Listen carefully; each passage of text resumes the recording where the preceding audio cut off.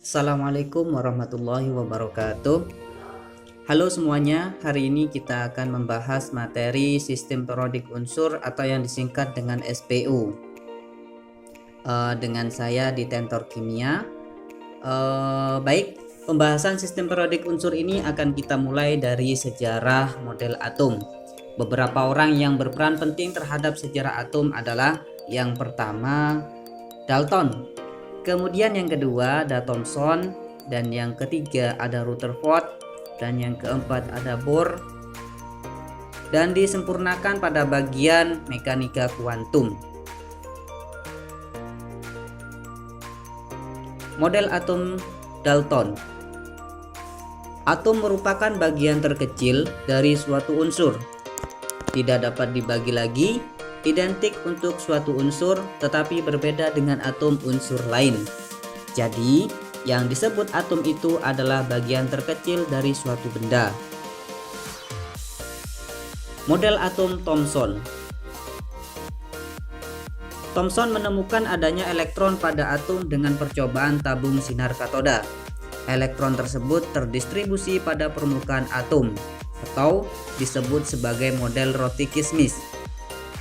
Model roti kismis ini kalau saya mengilustrasikan seperti kue onde-onde, di mana banyak biji wijen di kulit onde-onde tersebut yang diilustrasikan sebagai elektron pada atom. Di sini ada beberapa catatan untuk percobaan ini. Yang pertama, sinar ini dinamakan sinar katoda. Yang kedua, merupakan radiasi partikel atau bisa memutar kincir. Jadi, termasuk jenis gelombang partikel. Yang ketiga, bermuatan listrik negatif dibelokkan ke kutub positif. Model atom Rutherford. Rutherford membuktikan bahwa atom memiliki inti yang bermuatan positif dan elektron bergerak pada jarak tertentu dari inti. Adanya ruang hampa dalam atom.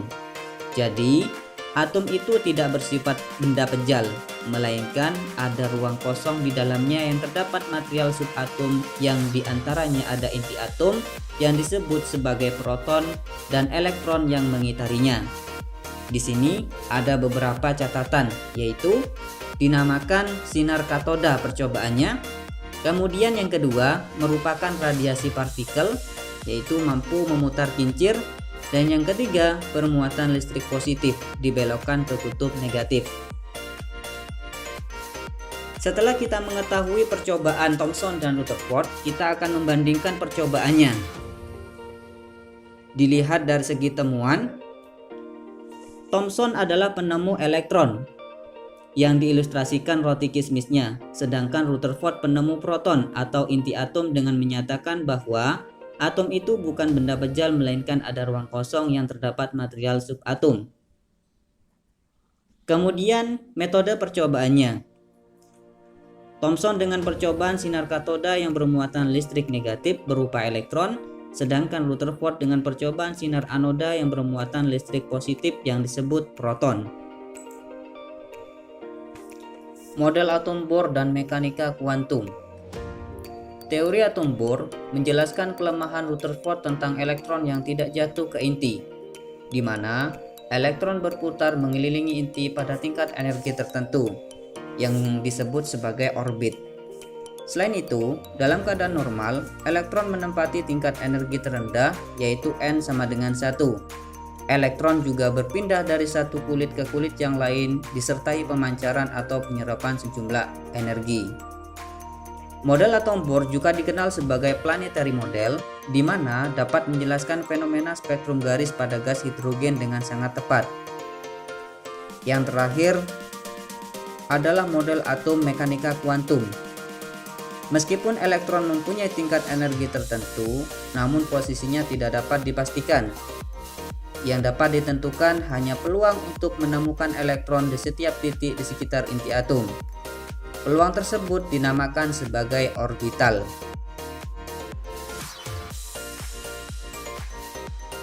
Berikut gambaran model atom Bohr dan mekanika kuantum, di mana model atom Bohr berupa lintasan planetary model, sedangkan model mekanika kuantum yang berupa awan elektron. Atom dan ketentuannya. Di sini kita akan bahas ketentuan-ketentuan dari atom itu ya. Jadi untuk memahami dari suatu materi sistem periodik kita harus memahami atom dan ketentuannya. Yang pertama adalah tentang lambang atom. Di sini kita misalkan suatu atom memiliki lambang atom XZA, di mana Z adalah nomor atom dan A adalah massa atom. Nomor atom suatu atom nilainya sama dengan jumlah proton, sedangkan massa atom nilainya sama dengan jumlah proton ditambah dengan jumlah neutron. Dalam keadaan netral, jumlah proton dan elektron pada atom nilainya sama. Jadi jumlah proton atau nomor atom dari suatu atom nilainya sama dengan nilai elektronnya jika dalam keadaan netral atau bukan dalam keadaan ion. Yang kedua tentang isotop. Isotop adalah atom-atom yang memiliki jumlah proton atau nomor atom yang sama. Di sini contohnya adalah karbon 12 dan karbon 13 memiliki jumlah proton yang sama, yaitu 6. Isobar. Isobar itu adalah atom-atom yang memiliki nomor massa yang sama. Karbon 14 dan nitrogen 14 memiliki jumlah massa atom yang sama, yaitu 14. Isoton. Isoton adalah atom-atom yang memiliki jumlah neutron yang sama. Neutron adalah selisih antara jumlah massa yang dikurangi dengan jumlah proton. Contohnya adalah neutron atom karbon 13 sama dengan neutron atom nitrogen 14, yaitu sama dengan 7. Isoelektron. Isoelektron adalah atom-atom atau ion yang memiliki jumlah elektron yang sama. Contohnya di sini adalah ion O2- dengan nomor atom 8 memiliki jumlah elektron sama dengan 10. Ion F- dengan nomor atom 9 memiliki jumlah elektron sama dengan 10. Atom netral neon memiliki elektron sama dengan 10. Ion Na+ dengan nomor atom 11 memiliki jumlah elektron sama dengan 10. Ion Mg2+ dengan nomor atom 12 memiliki jumlah elektron sama dengan 10. Jadi ion atau atom-atom tersebut memiliki jumlah elektron sama, yaitu sama dengan 10.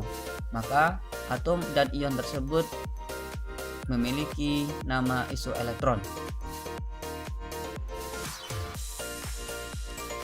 Yang ketiga adalah massa atom rata-rata.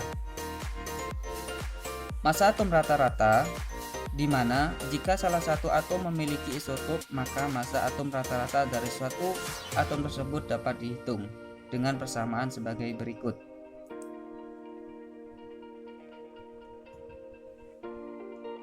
Massa atom rata-rata sama dengan persen kelimpahan isotop atom A dikali massa isotop atom A ditambah persen kelimpahan isotop atom B dikali massa isotop atom B kemudian dibagi massa isotop atom A ditambah massa isotop atom B. Yang keempat, massa atom relatif,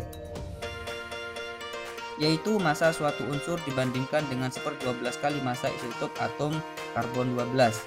Massa atom relatif suatu atom dapat ditentukan dengan persamaan rumus sebagai berikut. AR unsur X sama dengan massa rata-rata satu unsur X dibagi 1/12 kali massa satu atom C12. Konfigurasi elektron. Konfigurasi elektron menggambarkan distribusi elektron dalam suatu orbital atom. Pengisian elektron pada orbital dimulai dari tingkat energi terendah ke tingkat energi yang lebih tinggi. Susunan tingkat energi orbital dimulai dari 1s2, 2s2, 2p6, 3s2, 3p6, 4s2, 3d10, 4p6, 5s2, 4d10, 5p6, 6s2, 4f14, 5d10, 6p6, 7s2, dan seterusnya. Penulisan urutan tingkat energi orbital ini dapat disingkat menggunakan konfigurasi elektron gas mulia, yaitu 2 helium terletak setelah 1s2.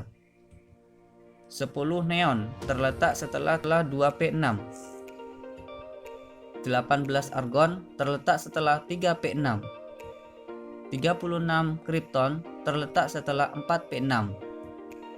54 xenon terletak setelah 5p6. 86 radon terletak setelah 6p6. Jadi, posisi atom-atom dari gas mulia yaitu berdasarkan jumlah atom atau jumlah elektron pada atom tersebut. Contoh soal. Tuliskan konfigurasi elektron atom bromin dengan nomor atom 35. Maka penulisannya adalah bromin dengan nomor atom 35, maka jumlah elektron atom bromin karena kondisi netral adalah 35, yaitu konfigurasi elektronnya 1s2, 2s2, 2p6, 3s2, 3p6, 4s2, 3d10, 4p5, di mana elektron terletak pada posisi atas dari angka 1s2. Jadi elektronnya ada 2, 2s2 elektronnya ada 2, 2p6 elektronnya ada 6, 3s2 elektronnya ada 2, 3p6 elektronnya ada 6, 4s2 elektronnya ada 2, 3d10 elektronnya ada 10, 4p6 elektronnya ada 5. Ketika elektron masing-masing orbital ini kita jumlahkan, maka totalnya adalah 35. Maka penyingkatan mempermudah penulisannya menggunakan gas mulia adalah 18AR, 4S2, 3D10, 4P5. Maka konfigurasi secara kulit nilainya pada atom 35Br adalah 2, 8, 18, 7. Kulit pertama nilai elektronnya 2, kulit kedua nilai elektronnya 8, kulit ketiga nilai elektronnya 18, dan kulit keempat nilai elektronnya 7.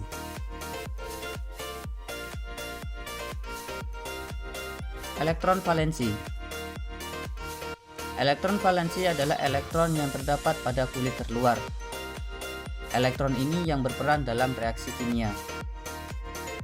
Elektron valensi menunjukkan golongan, di mana golongan utama dilambangkan dengan Ns atau Ns dan Np, sedangkan golongan transisi yaitu Ns dan N-1d.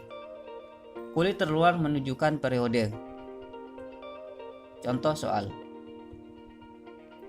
35Br memiliki konfigurasi 18AR, 4S2, 3D10, 4P5. Maka elektron valensi ini adalah golongan utama karena diakhiri dengan orbital P. Maka elektron valensinya adalah 4S2, 4P5 atau golongan utama Ns dan Np. Dengan demikian dapat ditentukan golongan dari 35Br ada di 7A, sedangkan periodenya sama dengan 4. Bilangan kuantum. Yang pertama adalah tentang bilangan kuantum utama, dilambangkan dengan N, yaitu menyatakan tingkat energi atau kulit lintasan, di mana kulit pertama dilambangkan dengan K, kulit kedua dilambangkan dengan L, kulit ketiga dilambangkan dengan M, dan seterusnya. Jumlah orbital pada kulit ke N, rumusnya adalah N kuadrat. Jumlah elektron maksimum pada kulit ke N, nilainya adalah 2N kuadrat. Bilangan kuantum azimut dengan lambang L menyatakan subtingkat energi atau subkulit. Nilainya berhubungan dengan bentuk orbital.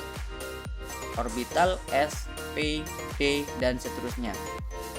Nilai L nilainya adalah 0 sampai N-1. Contoh, dengan orbital S maka nilai L sama dengan 0. Orbital P nilai L sama dengan 1. Orbital D nilai L sama dengan 2. Orbital F nilai L sama dengan 3. Bilangan kuantum magnetik dengan lambang M menyatakan ruang-ruang dalam subkulit. Contoh, nilai M sama dengan min L, 0 plus L. Contoh, L sama dengan 0, maka M sama dengan 0 atau satu ruang orbital. Jika L sama dengan 2, maka ruang orbital untuk M dimulai dari ruang min 2, min 1, 0, plus 1, plus 2 atau terdapat 5 ruang orbital. Bilangan kuantum spin dengan lambang S menyatakan arah putar elektron dalam orbital. Nilai S sama dengan setengah, arah putarnya ke atas, atau S nilainya min setengah, arah putarnya ke bawah. Contoh, harga keempat bilangan kuantum untuk elektron terakhir atom X dengan nomor atom 16. Maka kita buatkan konfigurasi elektron atom X dengan nomor atom 16, yaitu 10 Ne, 3s2, 3p4. Elektron terluarnya pada orbital 3p4. Maka bilangan kuantum utama N itu adalah kulit, yaitu 3. Bilangan kuantum azimutnya L sama dengan 1 karena orbital P. Bilangan kuantum magnetiknya, maka ruang-ruang bilangan kuantum magnetik M dimulai dari min 1, 0, plus 1. Kemudian ada elektron sebanyak 4. Maka elektron terakhir terdapat pada orbital min 1. Kemudian orbital terakhir menghadap ke bawah, maka bilangan kuantum spin sama dengan min setengah. Kaidah pengisian konfigurasi elektron. Aturan Aufbau. Pengisian elektron dimulai dari tingkat energi yang rendah ke tinggi. Jadi, dimulai dari sebelah kiri, ruang orbital sebelah kiri. Yang kedua, aturan Hahn. Pengisian elektron secara satu-satu sampai semua orbital terisi. Pertama-tama, satu ruang orbital diisi satu elektron menghadap ke atas. Jika semua ruang sudah terisi satu-satu, maka kembali ke ruang utama, ruang awal dengan orbital menghadap ke bawah. Kemudian diisi secara berpasangan. Yang ketiga, larangan Pauli. Tidak ada 2 atau lebih elektron yang mempunyai keempat bilangan kuantum yang sama. Jadi, elektron dalam satu ruang orbital, arah orientasi perputarannya tidak ada yang sama. Jika sudah ada yang menghadap ke atas, maka yang kedua harus menghadap ke bawah. Bentuk orbital. Di sini ada beberapa bentuk orbital, mulai dari orbital S, orbital P, dan orbital D. Di mana orbital S hanya terdapat satu ruang orbital, orbital P terdapat 3 ruang orbital, orbital D terdapat 5 ruang orbital. Bentuk-bentuk orbital dari S, P, D seperti tertera pada gambar ini.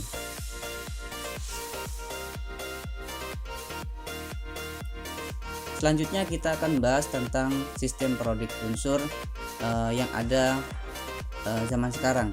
Ini adalah gambar dari tabel sistem periodik unsur, di mana setelah kita mengetahui tentang atom dan konfigurasi elektron, maka kita akan mengetahui letak suatu atom dalam sistem periodik unsur. Terletak pada golongan berapakah suatu atom tersebut, atau terletak pada periode keberapa suatu atom tersebut. Golongan tersusun secara vertikal, sedangkan periode tersusun secara horizontal. Dalam periodik unsur kimia ini, sistem golongan dari sebelah kiri dimulai dari golongan 1A sampai 8A. Sedangkan periode dari atas ke bawah yaitu periode 1 sampai periode ke-7. Sifat periodik unsur. Sifat periodik unsur ini akan kita bahas mulai dari sifat yang pertama, yaitu jari-jari atom. Jari-jari atom menyatakan jarak dari pusat atom hingga lintasan elektron terluar. Sifatnya, dalam tabel periodik dari bawah ke atas, dari kiri ke kanan, jari-jari atom akan semakin turun. Yang kedua, energi ionisasi. Energi ionisasi menyatakan energi minimum yang dibutuhkan untuk melepas suatu elektron dari atom pada wujud gas. Sifatnya, dalam tabel periodik dari bawah ke atas, dari kiri ke kanan, energi ionisasi akan semakin naik. Yang ketiga, afinitas elektron. Afinitas elektron menyatakan energi yang dilepas jika suatu atom menerima elektron dalam wujud gas. Dalam tabel periodik, dari bawah ke atas, dari kiri ke kanan, afinitas elektron akan semakin naik. Yang keempat, keelektronegatifan. Keelektronegatifan adalah sifat kimia yang menjelaskan kemampuan suatu atom untuk menarik elektron menuju dirinya sendiri pada ikatan kovalen. Dalam tabel periodik, dari bawah ke atas, dari kiri ke kanan, keelektronegatifan akan semakin naik. Yang kelima, sifat logam. Sifat logam dalam tabel periodik dari bawah ke atas, dari kiri ke kanan, sifatnya akan semakin turun atau semakin bersifat non-logam. Yang terakhir, kereaktifan. Kereaktifan dalam tabel periodik yang memiliki kereaktifan paling besar adalah golongan 1A dan 7A. Di sini kereaktifan berhubungan dengan reaksi kimia. Baik, terima kasih sudah menonton. Cek juga video lainnya. Jangan lupa dukung terus channel ini dengan subscribe, komen, like, and share ke teman-teman yang lain ya. Terima kasih.